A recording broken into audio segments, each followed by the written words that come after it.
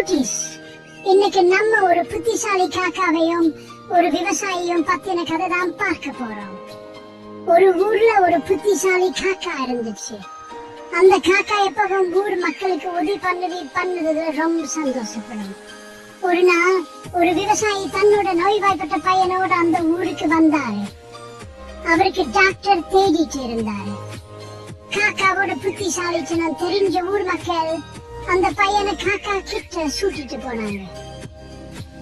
காக்கா அந்த பையனை பார்த்துட்டு சொல்லுச்சு, உங்க பையனோட நோயை போக்கணும்னா அந்த மலை மேல இருக்கிற மரத்துல இருந்து ஒரு இலை கிடைச்சா போதும். நீங்க அந்த மரத்தை ஏறி அந்த இலைய பறிச்சிட்டு வாங்க. விவசாயி காக்காவுக்கு நன்றி சொல்லிட்டு மரத்தை பார்த்து ஓடினாரு. ஆனா அந்த மரம் ரொம்ப உயரமா இருந்துச்சு, ஏறவும் கஷ்டமா இருந்துச்சு. அவர் திரும்பவும் காக்கா கிட்ட வந்து, என்னால் அந்த மரத்தை ஏற முடியல, வேற ஏதாவது வழி சொல்லுங்க. காக்கா பொறுமையா சொல்லுச்சு, நீங்க ரொம்ப வேகமா ஏற பார்த்துட்டீங்க, கொஞ்சம் பொறுமையா இருந்து நிதானமா முயற்சி பண்ணுங்க.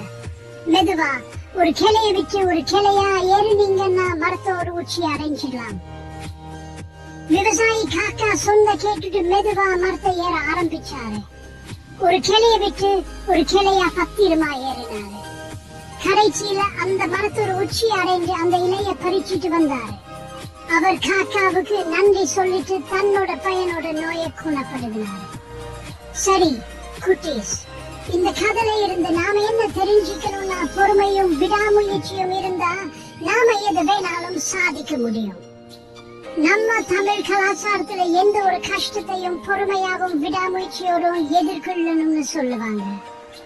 நாம எவ்வளவு கஷ்டமான சூழ்நிலை இருந்தாலும் விடாமுயற்சி பண்ணிட்டே இருந்தா நிச்சயம் ஜெயிக்க முடியும்.